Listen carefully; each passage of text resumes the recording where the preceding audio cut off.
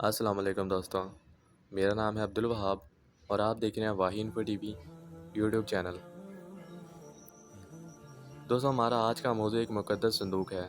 وہ صندوق جس کو حاصل کرنے والا دنیا فتح کر سکتا ہے۔ وہ تابوت جس کی تلاش میں یہودیوں نے درجنوں مقامات کو گھوٹ ڈالا، مگر انہیں ہر جگہ سے ہی مایوسی ہوئی۔ یہ تابوت کس کے پاس تھا اور اس کے اندر ایسا کیا ہے جس کو حاصل کرنے کے لیے یہودی دن رات کوششیں کرتے آ رہے ہیں؟ دوستو، دنیا میں 3 بڑے مذاہب اسلام، عیسائیت اور یہود ہمیشہ ایک دوسرے کے مخالف رہے ہیں، مگر تابوت سکینہ پر تینوں مذاہب متفق ہیں۔ حتیٰ کہ فلسطین میں یروشلم بھی تینوں مذاہب کے لیے مذہبی لحاظ سے نہایت اہمیت کا حامل ہے۔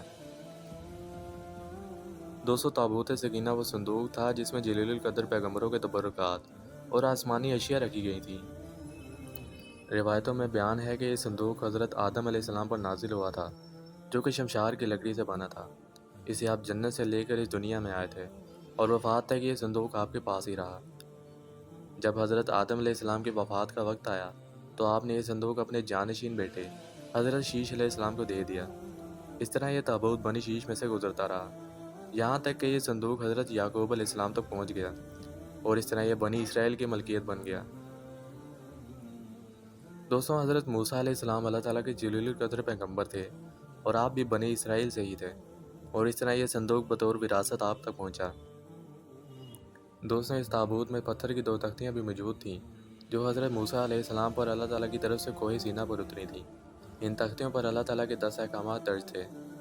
اس تابوت میں حضرت ہارون علیہ السلام کا عصا مبارک، حضرت یوسف علیہ السلام کا کرتا، حضرت سلیمان علیہ السلام کی انگوٹھی اور ایک برتن میں من سلوہ کا من محفوظ تھا، تاکہ آنے والی نسلیں اللہ کے اس احسان کو یاد رکھیں جو صحرا میں بھٹکنے کے دوران اللہ تعالیٰ نے ان پر فرمایا تھا۔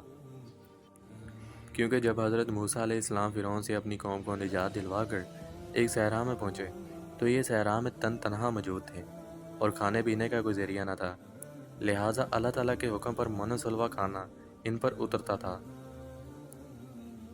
دوستو، یہ تابوت اللہ تعالیٰ کی طرف سے بنی اسرائیل کے لیے رحمت اور برکت کا ایک تحفہ تھا، اور انہیں جب بھی کوئی مشکل پیش آتی یا جنگ میں ہار کا خطرہ ہوتا تو یہ صندوق اپنے سامنے رکھ کر اللہ تعالیٰ سے جو بھی دعا کرتے وہ قبول ہوتی تھی۔ مگر جب یہ قوم گناہوں میں مبتلا ہو گئی، سرکشی اور ظلم و ستم کی انتہا کرنے لگے، تو ان کی بدعمالیوں کی وجہ سے ان پر اللہ تعالیٰ کا عذاب نازل ہوا۔ پھر قوم عمالقہ کے ایک لشکر جرار نے بنی اسرائیل پر حملہ کر کے اسے تہس نہس کر ڈالا، ان کی تمام بستیوں کو تباہ کر ڈالا، اور تابوت سکینہ کو بھی اپنے ساتھ لے گئے اور لے جا کر ناپاک اور کوڑا کرکٹ والی جگہ پر پھینک دیا۔ اس بے ادبی پر اللہ تعالیٰ نے قوم عمالقہ پر بھی اپنا عذاب نازل کیا۔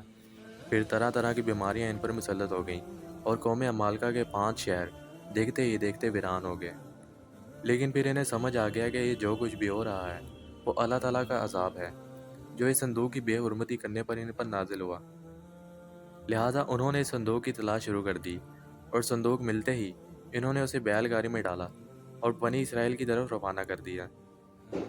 پھر اللہ پاک نے 4 فرشتوں کو بھیجا جنہوں نے اس صندوق کو اٹھا کر حضرت شمیر علیہ السلام کی خدمت میں پیش کر دیا۔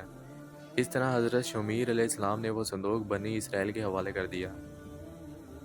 قرآن مجید میں سورہ بقرہ کے اندر اللہ پاک نے اس واقعے کا ذکر کچھ اس طرح سے کیا ہے، اور ان سے ان کے نبی نے فرمایا کہ اس کی بادشاہی کی نشانی یہ ہے کہ تمہارے پاس وہ صندوق آ جائے جس میں تمہارے رب کی طرف سے دلوں کا چین ہے اور کچھ بچی ہوئی چیزیں ہیں اور معزز موسیٰ اور ہارون کے تبرکات ہیں، اسے فرشتے اٹھائے ہوئے لائیں گے۔ بے شک اگر ایمان رکھتے ہو تو اس میں بڑی نشانی ہے تمہارے لیے۔ اور اس طرح شرط کے مطابق یعنی تابوت سکینہ کی واپسی پر بنی اسرائیل نے طالوت کو اپنا بادشاہ تسلیم کر لیا۔ حضرت داؤد علیہ السلام کم عمری میں ہی طالوت کی فوج میں شامل ہوئے۔ اس وقت فلسطین کے سپہ سالار جالوت نے اسرائیلیوں کو مقابلہ کی دعوت دی، مگر پورے اسرائیل میں کسی میں بھی اس کا مقابلہ کرنے کی ہمت نہ تھی، مگر حضرت داؤد علیہ السلام اس کے مقابلے میں نکلے اور اسے قتل کر ڈالا۔ اس واقعے نے حضرت داؤد علیہ السلام کو بنی اسرائیل کی آنکھوں کا تارا بنا ڈالا اور ان کے دل میں حضرت داؤد علیہ السلام کے لیے محبت پیدا ہو گئی۔ لہٰذا طالوت نے اپنی بیٹی حضرت داؤد علیہ السلام کے ساتھ بیاہ دی۔ یوں وقت گزرتا گیا اور داؤد علیہ السلام بنی اسرائیل کے حکمران بنے اور ان کو نبوت بھی عطا کی گئی۔ حضرت داؤد علیہ السلام نے ہی یروشلم کی بنیاد رکھ کر وہاں تابوت سکینہ کی حفاظت کے لیے ایک ہیکل تعمیر کروانا شروع کیا۔ آپ نے بنی اسرائیل پر 40 سال کے لیے حکومت کی، مگر آپ کی زندگی میں یہ ہیکل بن کر مکمل نہ ہو سکا۔ پھر آپ کے بیٹے حضرت سلیمان علیہ السلام نے اسے مکمل کیا۔ اسی بنا پر اسے ہیکل سلیمانی یا فرسٹ ٹیمپل بھی کہا جاتا ہے۔ دوستوں، حضرت سلیمان علیہ السلام بھی اللہ تعالیٰ کے پیغمبر تھے، اور اللہ کے حکم پر جنات کو ان کی اطاعت کرنے، جانوروں کی بولی سمجھنے کے معجزات کے علاوہ ان کو ایک ایسی سلطنت عطا کی گئی تھی جو نہ کبھی کسی کو ملی اور نہ کبھی مل سکے گی۔ ہیکل سلیمانی کی تعمیر میں تقریباً 7 سال کا عرصہ لگا، اور یہ ہیکل 410 سال تک قائم رہا۔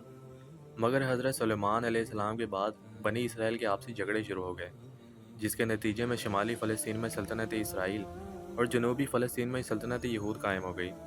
ان کی یہ دشمنی ایک طویل عرصہ تک جاری رہی، اور پھر 7ویں صدی قبل مسیح میں ہاشوری فاتحین نے سلطنت اسرائیل کا خاتمہ کر دیا، اور بنی اسرائیل ٹوٹ کر سلطنت یہود تک محفوظ رہ گئی۔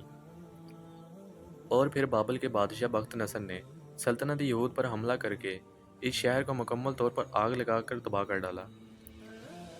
اس تباہی کے دوران اس نے ہیکل سلیمانی کو بھی مکمل طور پر نیست و نابود کر ڈالا، اور اس تباہ کاریوں کے نتیجے میں تابوت سکینہ کہیں غائب ہو گیا، اور ایسا غائب ہوا کہ آج تک اس کا کوئی نشان نہیں ملا۔ اس واقعے کے 70 سال بعد ایرانی بادشاہ کورج کبیر یا ذوالقرنین نے یروشلم پر حملہ کر کے بغیر کسی خون ریزی کے یروشلم کا قبضہ چھڑوایا، اور یہودی دوبارہ یروشلم میں آباد ہو گئے۔ پھر ہیکل سلیمانی کو بھی دوبارہ تعمیر کروانا شروع کر دیا۔ اس واقعے کے نتیجے میں یہودی ذوالقرنین کو اپنا مسیحا بھی قرار دینے لگے۔ اس طرح ہیکل سلیمانی دوبارہ بن کر تعمیر ہوا، مگر یہ تعمیر بھی 430 سالوں تک قائم رہی، جبکہ تابوت سکینہ کو بھی یہاں واپس نہ لایا جا سکا، جو کہ ہیکل کی تباہی کے دوران کہیں غائب ہو گیا تھا۔ وقت گزرتا گیا، پھر 70 عیسوی میں یہودیوں نے رومیوں کے خلاف بغاوت کی ایک ناکام کوشش بھی کی۔ اسی نتیجے میں رومن حکمران ٹائٹس نے یروشلم پر حملہ کر کے اسے مکمل طور پر تباہ کر ڈالا۔ اس طرح ہیکل سلیمانی بھی دوسری مرتبہ تباہ ہو گیا۔ اس حملے کے دوران 1.5 لاکھ یہودی مارے گئے، جبکہ ہزاروں کو غلام بنا کر جنگلی جانوروں کے آگے ڈال دیا گیا، اور کوئی یہودی ایسا نہ بچا جو بتا سکے کہ تابوت سکینہ کا کیا بنا۔ دوستو، یہودی مذہب سے تعلق رکھنے والے ماہرین آثار قدیمہ آج بھی اس کی تلاش میں سرگرم ہیں، تاکہ وہ اپنی اسی کھوئی ہوئی روحانیت کو حاصل کر سکیں جو انہیں کبھی عطا کی گئی تھی۔ تابوت سکینہ آج کہاں ہے؟ اس کے بارے میں دنیا کے مختلف حصوں سے مختلف دعوے سامنے آتے رہتے ہیں۔ جیسے کچھ لوگ یہ مانتے ہیں کہ بخت نصر کے حملے کے بعد اس تابوت کو افریقہ لے جایا گیا تھا، اور وہاں ایتھوپیا کے ایک چرچ میں اسے رکھ دیا گیا، جہاں پر وہ آج بھی موجود ہے۔ جبکہ کچھ یہودیوں کا یہ دعویٰ ہے کہ وہ اردن میں جبل نیبو کے علاقے میں کہیں موجود ہے۔ آخر یہ صندوق اس وقت کہاں موجود ہے؟ اس کے بارے میں اللہ پاک کے علاوہ اور کوئی نہیں جانتا، اور یقیناً جب تک اللہ چاہے گا اسے کوئی بھی کبھی ڈھونڈ نہیں پائے گا۔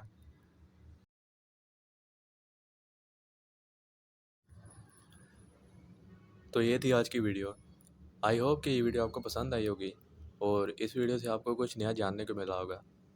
یہ ویڈیو آپ کو کیسی لگی مجھے کامنٹ کر کے ضرور بتائیے گا، اور مزید ایسی ہی انفارمیٹیو ویڈیوز کے لیے ہمارے چینل کو سبسکرائب ضرور کر دیں، تاکہ نئی آنے والی ویڈیوز کا نوٹیفیکیشن سب سے پہلے آپ کو مل سکے۔